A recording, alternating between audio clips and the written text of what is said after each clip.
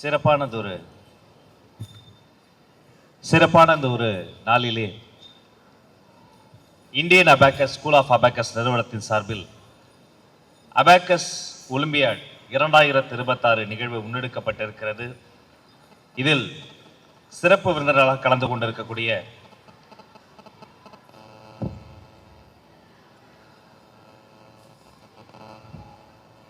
TMI foundations Sandhya அவர்களுக்கும், DFT group of schools Jebastian Robert லைவ் அவர்களுக்கும், கெஸ்ட் ஆஃப் ஆனர்ஸாக கலந்திருக்கக்கூடிய மதிப்பிற்குரிய அன்பு சகோதரர் மூத்த அரசியல் தலைவர் இதயதுல்லா அண்ணா அவர்களுக்கும், நம்முடைய உருது அகாடமியினுடைய PC doctor MD Naimur Rahman அவர்களுக்கும், LK school of chairman Syed Ahmed அவர்களுக்கும், டைகர் ஃபுட் நிறுவனத்தினுடைய சிஇஓ முகமது ஷிபின் அவர்களுக்கும், மற்றும் மதரசா தாஜுதீன் குர்ஆன் முத்தல்வலி ஜாமல் பாபு அவர்களுக்கும், மற்றும் அன்பு சகோதரர் சிறப்பானதொரு உரையை வழங்கிய பஷீர் அகமது அவர்களுக்கும், பெருந்திரளாக கூடியிருக்கக்கூடிய பெற்றோர்களுக்கும், மாணவ மணிகளுக்கும், ஊடக நண்பர்களுக்கும் அனைவருக்கும் அன்பு தமிழ் வணக்கம். பிரைஸ் தி லார்ட், அஸ்ஸலாமு அலைக்கும் என்ற சொல்லிக் கொள்வது உங்கள் அன்பு சகோதரன் ராஜமோகன். இனிய நாள் இது, இன்ப நாள் இது. ஒரே அரங்கில் இத்தனை குழந்தைகள், அத்தனை குழந்தைகளையும் உள்ளே அமர வைத்துவிட்டு ஆசையோடு வாஞ்சையோடு என்று பார்த்து கொண்டிருக்கக்கூடிய பெற்றோர் பெருமக்கள், இவர்களுக்கு நடுவிலே அந்த குழந்தையையும் பெற்றோரையும் இணைக்கும் உறவு பாலமாக நம்முடைய ஆசிரியர் பெருமக்கள், இவர்களை எல்லாம் முத்தாய்ப்பாய் முத்திரை பதிக்க வைத்து வெற்றி பெற வைத்து அந்த வெற்றிக்கனையை அவர்கள் சுவைப்பதற்காக, அவர்கள் கையில் கோப்பையை கொடுத்து மகிழ்வதற்காக நம்முடைய பெருந்தகையாளர்கள். இப்படி ஒரு அரங்கத்தில் நான் நிற்கின்ற பொழுது நெஞ்சமெல்லாம் நிறைந்திருக்கிறது. ஒரு சில செய்திகளை சொல்லிவிடுவதற்காக என் உள்ளம் துடிக்கிறது. நான் உலகமெல்லாம் சுற்றி திரிந்திருக்கிறேன். America, Canada, Singapore, Malaysia, Sri Lanka, east Africa, China, Hong Kong வரைக்கும் போயிட்டு பார்த்துட்டு வந்திருக்கிறேன். அங்கெல்லாம் இருக்கக்கூடிய அந்த குழந்தைகளை பார்க்கிற பொழுது, பெற்றோர்களை பார்க்கிற பொழுது, ஆசிரியர் பெருமக்களை பார்க்கிற பொழுது, அவர்களிடம் கற்றுக்கொள்வதற்கும் பெற்றுக்கொள்வதற்கும் பல செய்திகள் இருக்கின்ற பொழுது, அதையெல்லாம் எடுத்து சென்றிடுவீர் எட்டுத்திக்கும் கலை செல்வங்கள் யாவும் குணர்ந்து இங்கு சேர்ப்பீர் என்று முண்டாசி கவிஞன் பாரதியார் சொன்னதை போல இங்க சேர்த்து விட முடியாதா, நமது ஊரையும் நமது மக்களையும் இன்னும் கொஞ்சம் உயரத்திற்கு மாற்றிவிட முடியாதா என்று நான் எண்ணி பார்த்தது உண்டு. அப்படிப்பட்ட ஒரு பொன்னான கனவுகளை நனவாக்கக்கூடிய தருணங்களில் ஒன்றுதான் வெறும் பாட புத்தகம் மட்டுமல்ல, தனித்திறமையும் வளர்ப்பதற்காக இத்தனை குழந்தைகள் வந்திருக்கிறார்களே, அந்த குழந்தைகளுக்காக ஒரு அரங்கம் நிறைந்த கைத்தட்டலை நீங்கள் தந்தாக வேண்டும். அப்ப கணக்கு பாடம் என்பது மனப்பாடம் செய்து மதிப்பெண் வாங்கக்கூடிய பாடம் மட்டுமல்ல, அது ஒரு விளையாட்டாக, அது ஒரு இனிய நிகழ்வாக எளிமையாக பண்ண முடியும் என்பதற்கான ஒரு எடுத்துக்காட்டு தான் இந்த அபாக்கஸ். அதுவும் அந்த விரல் விட்டு அந்த குழந்தைகள் வேகமாக எண்ணி அதையெல்லாம் செய்து பார்க்கிற பொழுது பார்க்கிற நமக்கு அவ்வளவு ஆசையாக இருக்கும். இப்ப பெற்றோர்களுக்கு, ஆசிரியர்களுக்கு, குழந்தைகளுக்கு ஆளுக்கு ஒரு செய்தி. குழந்தைகளுக்கு முதல் செய்தி என்னன்னா, உண்மையிலேயே ஒவ்வொரு குழந்தையும் தூக்கி அம்மா என்ன பண்ணுவாங்க, இடுப்புலயே வச்சுக்குவாங்க. ஏன் தெரியுமா? அந்த குழந்தையின் வாய் தொட்டுவிடும் தூரத்தில் இருக்கணும் கண்ணம் நினைப்பாங்க. ஒரு குழந்தை அழுதா அது பசியில அழுதா, இல்லனா வயிறு கோளாறுல அழுவுதா, இல்ல உருவாக்கையின முழுங்கிட்டு அழுவுதான்னு கூட யாருக்கும் தெரியாது. பீடியாட்ரிஷியனை தூக்கி போட்டா ஸ்கேன் பண்ணி பார்த்துடலாம், எக்ஸ்ரே எடுத்து பார்த்துடலாம் தான் சொல்வார். ஆனா ஒரு குழந்தை அழுதா, அந்த மடலை முடியில் அழுதா, அந்த குழந்தை ஏன் அழுது, எதுக்காக அழுதுன்னு பெத்த தாய்க்கு தெரியும். அதனால தான் தூக்கி எப்போதும் இடுப்புலயே வச்சுக்குவா தாய். அதே குழந்தைய தூக்கி இடுப்புல இல்ல, தோளுக்கு மேல வச்சுக்குவார் அப்பா. கடை வீதிக்கு போனாலும் எங்க போனாலும் அப்படி தோல்ல வச்சுக்குவார் அப்பா. அப்படி தூக்கி பிடிக்கும் கூட தன் தோளோடு சேர்த்து பிடிப்பார் அப்பா. ஏன் தெரியுமா? நான் பார்க்காத உயரத்தை கூட என் பொண்ணு பார்க்கணும், என் பையன் பார்க்கணும்னு நினைப்பார். அவர் தான் அப்பா. உலகத்திலேயே வாழும் தியாகி ஒருத்தர் இருக்காருன்னா அந்த அப்பா தான். இங்கே நிறைய தியாகிகளை பார்க்கிறேன். பையனை உள்ள விட்டுட்டு, குழந்தைய உள்ள விட்டு, அந்த அம்மா முன்னாடி விட்டுட்டு பின்னாடி நின்று எட்டி எட்டி தெரியுதா தெரியலையா நம்ம பையன் தானே அப்படின்னு எட்டி எட்டி பார்க்கக்கூடிய அந்த தியாகசீலர்களை நான் பார்க்கிறேன். இப்ப அப்பா அம்மா ரெண்டு பேருக்கு ஒரே ஆசை. என்ன ஆசை?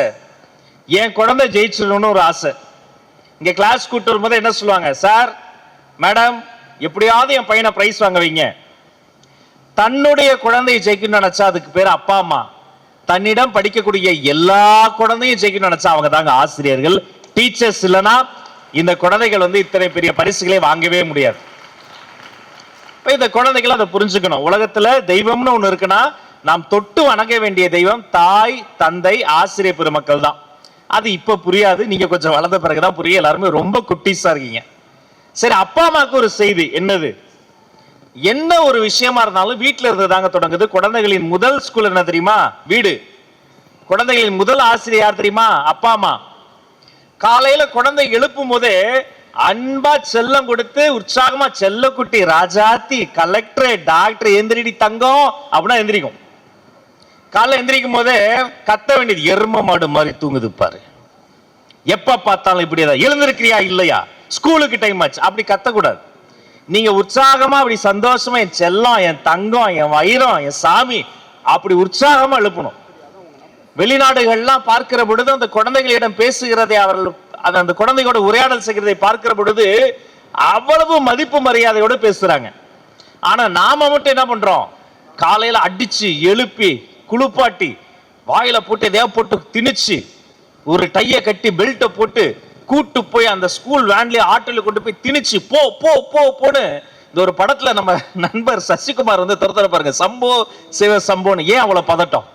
ஒரு அரை மணி நேரம் முன்னாடி எழுந்துட்டோம்னா வாழ்க்கை அவ்வளவு இனிமையா இருக்கும். நிதானமா பல்லு விளக்கி பொறுமையா குளிச்சு, ஒரு இட்லி இருந்தாலும் பொறுமையா நிதானமா சாப்பிட்டு நல்லா சாமி கும்பிட்டு எல்லா புக்கையும் எடுத்து வச்சு வண்டி வர்றதுக்கு முன்னாடியே நின்று வண்டி வரும்போது நிதானமா ஏறி எல்லாருக்கும் டாட்டா காமிச்சு அப்படி ஒரு நாள் தொடங்கினா அந்த குழந்தை எவ்வளவு உற்சாகமா இருக்கும். அதுக்கு பதிலாக வாஷிங் மிஷின்ல போட்ட துணி மாதிரி போட்டு அந்த குழந்தைய போட்டு அடிச்சு விரட்டினா எப்படி இருக்கும் யோசிச்சு பார்த்துங்க. அப்ப நம்ம என்ன பண்ணோம்? வீட்டில் இருந்தே இனிமையான சூழலை இந்த குழந்தைகளுக்கு நம்ம சொல்லி தரணும். அந்த குழந்தைகளினுடைய அப்பா அம்மா தான் முதல் பெற்றோர். இன்னைக்கு ஸ்கூலுக்கு லீவ் போட்டு டீச்சர் திட்டுவாங்க, பரவாயில்ல ஜோரோன்னு போய் சொல்லு, பாட்டி செத்துட்டாங்கன்னு சொல்லு, சொல்லி தராதீங்க. ஒரு குழந்தைக்கு ஒரு லீவ் லெட்டர் எழுதும் போது கூட பொய் பேசுவது எளிது என்பதை சொல்லி தராதீங்க. அதற்கு பதிலாக உண்மையை பேச சொல்லித்தாங்க. என்ன ஹோம்ஒர்க் செய்யலையா? பரவாயில்ல, ஹோம்ஒர்க் செய்யல, உண்மையை போய் சொல்லு. திட்டுவாங்க, பரவாயில்ல வாங்கிக்க, நாளைக்கு கண்டிப்பா முடிச்சு வந்துருவேன்னு சொல்லு. அப்ப வாய்மை, உண்மை, நேர்மை அதையெல்லாம் வீட்டிலிருந்தே சொல்லி தருவதுதான் தாய்மை. அப்ப வீட்டில் இருக்கக்கூடிய அப்பா அம்மா தயவு செய்து இனிமையாக பேசுங்கள், நல்லதை பேசுங்கள். அவர்களுக்கு நல்லா பேசணும், நல்லதை தான் பேசணும். அதற்கு நீங்க வீட்டில் இருந்தே அதற்கு சொல்லிக் கொடுத்து அனுப்புங்கள். இதை போன்ற தனித்திறமையெல்லாம் நீங்க வளர்த்துக்கணும். ஒரு 2 வாரம் முன்னாடி நான் அமெரிக்கா போறதுக்கு முன்னாடி தமிழ்நாடு அரசு சார்பில் விமான நிலையத்திற்கு போய் ஒருத்தருக்கு அரசு மரியாதை கொடுத்து பூங்குத்து கொடுத்து பொன்னாடை போர்த்தி வரவேற்பு செய்து வரவேற்றோம். அவர் யார் தெரியுமா? ஒரு 10-12 வயசுல ஒரு பக்கம் ஒரு கீபோர்டு, இன்னொரு பக்கம் இன்னொரு கீபோர்டு. ஒரு கீபோர்ட்ல ஜனகணமன இந்திய தேசிய கீதம், இன்னொரு பக்கம் கீபோர்ட்ல அமெரிக்காவின் தேசிய கீதம். இரண்டையும் ஒன்றாக நன்றாக வாசித்தான். அந்த இசை குழந்தை லிடியன் நாதஸ்வரத்திற்கு தமிழ்நாடு அரசு வரவேற்பு கொடுத்து மரியாதை கொடுத்து கூட்டு வந்தோம். அதற்கு காரணம் அவருடைய தனித்திறமை. விஸ்வநாத ஆனந்த் எல்லாருக்கும் தெரியும், ஆனா பிரக்ஞானந்தாவை உலகத்திற்கு இப்பதான் தெரியும். 2 பஸ் மாறி அவங்க அம்மா ஒரே ஒரு லஞ்ச் பாக்ஸ்ல தயிர் சாதம் கட்டிக்குவாங்களாம். 2 பஸ் மாறி போய் டெய்லி செஸ் ட்ரைனிங் போய் இன்னைக்கு விஸ்வநாதன் ஆனந்த் தொட்ட உயரத்தை அவருடைய வயதில் 4 1 பங்கு இருக்கக்கூடிய சின்னஞ்சிறுவன் பிரக்ஞானந்தா தொட்டு விட்டார். அப்ப உலகம் முழுக்க சவால் விடக்கூடிய பல்வேறு விஷயங்களை தனித்திறமையால் சாதிக்கக்கூடிய எத்தனையோ குழந்தைகள் வந்து விட்டார்கள். அவர்களா நமக்கு எடுத்துக்காட்டு. அப்ப நண்பர்களே, தயவு செய்து ஒவ்வொரு குழந்தைக்கும் ஒரு தனித்திறமை இருக்கும். நீங்க பண்ண வேண்டியது ஒன்னே ஒண்ணுதான், என்ன தெரியுமா? அவனை டிஸ்டர்ப் பண்ணாம இருந்தாலே போதும், குழந்தை தானா ஷைன் அவுட் ஆயிடும். இங்க இருந்து ஒரு பூ இருந்தது, ஆசையா இருந்தது, மறைக்குது நண்பர்கள் எடுத்துட்டாங்க. ஒரு செடியில பூ பூக்கலன்னா என்ன அர்த்தம்? ஒரு செடியில பூ பூக்கல, குச்சி வச்சு அடிச்சா பூ பூத்துருமா? செடியை டெய்லி திட்டுறீங்க, ஒழுங்கா பூ பூத்துரு, ஒழுங்கா இல்லைன்னா அள்ளி பின்னிருவேன் உடனே, அப்படின்னா பூ பூத்துருமா? ஒரு செடியில் பூ பூக்கலன்னா அதுக்கு காரணம் அந்த செடி கிடையாது, அந்த செடியினுடைய என்விரான்மெண்ட், அங்க இருக்க மண், நாம விடுற தண்ணி, அங்க வர்ற சூரிய ஒளி, அதோடைய உரம், அதோடைய நேரம், அதோடைய வேகம், இவ்வளவு சரியா பண்ணா தானா செடி பூ பூக்கும். அதே மாதிரிதான் ஒரு குழந்தை நீங்க நினைத்த மாதிரி ஷைன் ஆகலன்னா அது காரணம் அந்த குழந்தை கிடையாது. நீங்க குச்சி வச்சு அடிச்சாலும் தினந்தோறும் ஏசுனாலும் திட்டினாலும் அந்த குழந்தை ஷைன் அவுட் ஆகாது. எப்ப ஷைன் ஆகும் தெரியுமா?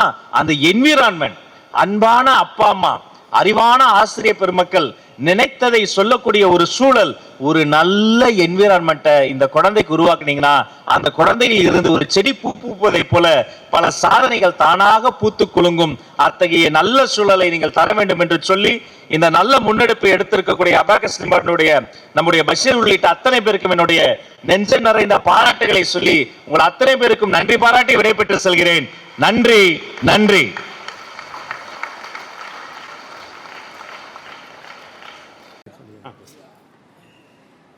My name is Bashir Ahmed, CEO Indian Abacus Private Limited. இப்போ நீங்கள் பார்த்துக்கிட்டு இருக்கிறது எங்களுடைய 7வது அகில இந்திய அளவில் நடத்தக்கூடிய அபாக்கஸ் சார்ந்த மனக்கணித போட்டி. இது ஒவ்வொரு வருஷமும் நாங்கள் வந்து ஜூலை மாதத்தில் நடத்துவோம். இந்த பயிற்சியில் வந்து பயனடைந்தவங்க, இந்த பயிற்சியை எடுத்துக்கிட்டவங்க இதில் வந்து கலந்துக்குவாங்க. குறிப்பாக ஆல் இந்தியாவில் பூராவும் வந்து கலந்துக்கிட்டு இருக்கிறாங்க. அதில் முக்கியமாக சொல்லப்போனால் வெளிநாடுகள்லேருந்து இப்போ பசங்க வந்து கலந்துக்கிறாங்க. குறிப்பாக தமிழ்நாட்டில் நிறைய பசங்க வந்து கலந்துருக்காங்க. இது எதை காட்டுதுன்னா வந்து அபாக்கஸ் சார்ந்த கணித பயிற்சி மிக அத்தியாவசியமான ஒன்று ஆகிட்டு இருக்குது. இது தவிர்க்க முடியாத ஒன்று. எப்படி நம்ம வந்து பழங்காலத்துலேருந்து ஸ்கேலு, ஜாமெண்ட்ரி பாக்ஸு இதெல்லாம் வச்சு நடத்துகிறோமோ அதே மாதிரி தான் அபாக்கஸ் பயிற்சியும். எப்படி ஒரு டூலை வச்சு நம்ம வந்து பிள்ளைங்களுக்கு வந்து ஸ்கேல் எல்லாம் கோடு கிழிக்கிறதுக்கு, அப்புறம் வந்து இன்ச்சஸ் பார்க்குறதுக்கு, சென்டிமீட்டர் பார்க்குறதுக்கு பயன்படுத்துகிறோமோ அதே மாதிரி வந்து அபாக்கஸ் கருவியும் அவசியமானதாக ஒன்றா இருக்குது. காரணம் வந்து ஸ்கேலு, ஜாமெட்ரி பாக்ஸு என்னோடய பார்வையில் வேணான்னு சொல்லலை. ஆனால் வந்து அதெல்லாம் ஒரு குறிப்பிட்ட பயன் தான் அளிக்கும். ஒவ்வொரு பசங்களுக்கும் ஒவ்வொரு குழந்தைங்களுக்கும் ஒரு குறிப்பிட்ட காலம்தான் அந்த பயிற்சி எடுத்துகிட்டு அவங்க வந்து அதை பயன்படுத்த முடியும். பிற்காலத்தில் அவங்க வந்து அதை மறக்கக்கூடியவங்களா, அதை தொடக்கூட இல்லாதவங்களா ஆகிடுறாங்க. பட் அபாக்கஸ் பயிற்சி எடுக்கிறதுனால அவங்களுடைய முழு மூளைத்திறன், அதோட அவங்களுடைய எதிர்கால வாழ்க்கைக்கு தேவையான ஒவ்வொரு குழந்தைக்கும் தேவையான ஞாபக சக்தி, கவனிக்கும் திறன், நினைவாற்றல், மெமரி, இது மாதிரியான ஸ்கில்ஸு, லைஃப் டைம் ஸ்கில்ஸ் வந்து ஒவ்வொரு குழந்தைக்கும் தேவைப்படுது. நம்ம இந்த கல்வியை வந்து, இந்த பயிற்சியை வந்து எல்லா பள்ளிக்கூடங்களையும் துவங்கணும். அது எங்களுடைய என்னுடைய பேச்சில் சொன்ன மாதிரி 30 வருடங்களாக இதை முன்னெடுத்து சொல்லி கொண்டு இருக்கிறோம். இன்னும் அது வந்து அரசு பள்ளிக்கூடங்களிலும் அல்லது தனியார் பள்ளிக்கூடங்களிலும் வர வேண்டும் என்ற ஆசையாக இருக்கிறது, கனவாக இருக்கிறது. அதன் அடிப்படையில் தான் முன்னாடி சொன்ன மாதிரி 27 வருடங்களாக ஒரு மாதிரி ப்ராஜெக்ட், பைலட் ப்ராஜெக்டாக வந்து நாங்கள் சொல்லிக்கொண்டே இருக்கிறோம். இதை வந்து புதிய அரசு வந்து அதுக்கு முன்னுரிமை கொடுத்து நம்முடைய முதல்வர் அவங்க வந்து இந்த பயிற்சியையும் குட்டி பசங்களெல்லாம் அவங்களுக்கு ரொம்ப பிடிக்கும். அந்த வகையில் இந்த பயிற்சியையும் இந்த குழந்தைங்களுக்காக கொடுக்க முன் வரணும். அதனால் அவங்க வந்து அரசு பள்ளிக்கூட மாணவர்களும் பயன்பெறுவாங்க. குறிப்பாக சொல்லப்போனால் அரசு பள்ளிக்கூட மாணவர்கள் ரொம்ப இந்த பயிற்சிக்கு ஏங்குறாங்க, வேணும்னு கேட்குறாங்க. ஆனால் அந்த இடத்துல அவங்களுக்கு கிடைக்கல. இருந்தும் சில பள்ளிக்கூடங்களெல்லாம், அரசு பள்ளிக்கூடங்களில் வந்து ஒரு சிறிய அமௌண்ட்டை கொடுத்து பயிற்சி காசை கொடுத்து அவங்க கற்றுக்க வைக்கிறாங்க. இதை வந்து தமிழக முதலமைச்சர் அவங்க வந்து கவனிக்கணும். இந்த பள்ளி குழந்தைங்களுக்கு இந்த பயிற்சியை அரசு மூலமாகவே அரசு பள்ளிக்கூடங்களுக்கு வழங்கணும். அதன் மூலமாக எதிர்கால மேதைகளை உருவாக்கணும். இது இந்த பயிற்சியோட எதிர்கால திட்டமாக இருக்குது. மற்றபடி இன்றைக்கி இந்த காம்படிஷன் நடக்குது. இந்தியா பூரா வந்து கலந்துருக்காங்க. இதில் 8 லெவல்கள் உள்ள படிக்கிற மாணவர்கள் வந்து கலந்துருக்காங்க. ஏறத்தாழ ஒரு 1500 இது ட்ராஃபி ப்ரைஸ் வந்து கொடுக்குறோம். Winner, runner, champion of champion, இந்த மாதிரி நிறைய கேட்டகரியில் மாணவர்களுக்கு வந்து நிறைய ப்ரைஸை கொடுத்து கௌரவிக்கிறோம். இது எங்களுடைய வருஷம் நடக்கிற ஒரு கொண்டாட்டமாக இருக்குது. இந்த வருஷமும் வந்து மாண்புமிகு தமிழக கல்வித்துறை அமைச்சர் வந்து கலந்துக்கிட்டு எங்களெல்லாம், இந்த குழந்தைங்களெல்லாம் வாழ்த்துனது எங்களுக்கு இன்னும் ஒரு பெருமை சேர்க்குது. அவங்களுக்கு இந்த மூலமாக நன்றியை தெரிவிச்சுக்கிறோம். இதுதான் இந்த அபாக்கஸ் பயிற்சியோட முக்கியத்துவமாக இருக்குது. கர்ப்பிணி பெண்களுக்கு இதில் இந்த பயிற்சி அடுத்த கட்ட நிலையை அடையுதுங்கிறது எங்களால் உறுதியாக கூற முடியும். எப்படின்னா, இது மாணவர்களுக்கு மட்டுமே வந்து 5 முதல் 13 வயது மாணவர்களுக்கு மட்டுமே கொடுக்கக்கூடிய பயிற்சியாக இருந்தது. கடந்த 30 ஆண்டுகால அனுபவம், அப்புறம் வந்து ரிசர்ச் இதெல்லாம் வச்சு பார்க்கும்போது இந்த பயிற்சியை வந்து கர்ப்பிணி பெண்களுக்கும் அளிக்க முடியுங்கிறத உறுதிப்படுத்தியிருக்கு. அதற்கான பைலட் ப்ராஜெக்ட்லாம் செஞ்சு அதில் நிறைய வெற்றியும் கண்டுக்கிட்டு வரோம்.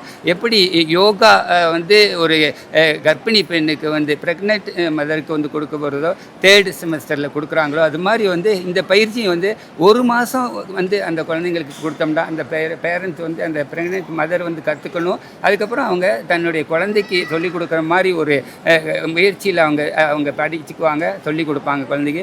அதனோட எஃபெக்ட் வந்து அந்த குழந்தை பிறந்த பிறகு நம்மளால் பார்க்க முடியும். ஏன்டா இது ரிசர்ச் சம்பந்தமான ஒரு ரிசல்ட்டு. ஸோ இதுலேயும் நாங்கள் வந்து அடுத்த கட்ட முயற்சி எடுத்து நல்ல பயனளிக்கக்கூடியதாக இருக்குது. இன்னும் வரும் காலங்களில் இந்த பயிற்சியை வந்து ப்ரெக்னென்ட் மதர்ஸும் எடுக்கக்கூடிய அதிகப்படியான வாய்ப்புகள் இருக்குது. ஒவ்வொரு பயிற்சி மையங்களும் அந்த தெருவிலேயே அவங்க வந்து ஒரு மாத கால பயிற்சி எடுத்துக்கிட்டு வாழ்க்கை பூரா தேவையான ஒரு பெரிய ஸ்கில்ஸை வந்து பயன்களை வந்து அவங்க பிறக்க போகும் குழந்தை அடைய முடியும். சார் எவ்வளோ பேர் கலந்துக்கிட்டாங்க? ஏஜ் வரம்பு எவ்வளோ? இந்த பயிற்சியில் இன்றைக்கி வந்து 2000க்கும் மேற்பட்ட 2100க்கும் மேற்பட்ட மாணவர்கள் வந்து ஆல் இந்தியாவிலேருந்து வந்து கலந்துருக்காங்க. முன்னாடி சொன்ன மாதிரி 8 பிரிவுகளாக பிரித்து ஒவ்வொரு பிரிவிலையும் வந்து 34 ப்ரைஸ் கொடுக்குறோம். ஸோ அது முன்னாடி சொன்ன மாதிரியே ஏறத்தாழ 1500 ப்ரைஸ்க்கு மேலே இந்த பயிற்சி இந்த காம்படிஷன் தினத்தில் கொடுக்குறோம். வயது வரம்பு எவ்வளோ? வயது 5 to 13 இயர்ஸ் இந்த பயிற்சியை கொடுத்துட்டு இருக்கோம். இந்த பயிற்சி வந்து எல்லா குழந்தைகளுக்கும் தான். இருந்தாலும் வந்து குறிப்பாக மனித மூளையோட வளர்ச்சி, அதன் அமைப்பு, அதன் ஸ்ட்ரக்சரை பொறுத்து பார்க்கும்போது இது குறிப்பாக வந்து 5 முதல் 13 வயது குழந்தைங்களுக்காக அளிக்கக்கூடிய பயிற்சியாக இருக்குது.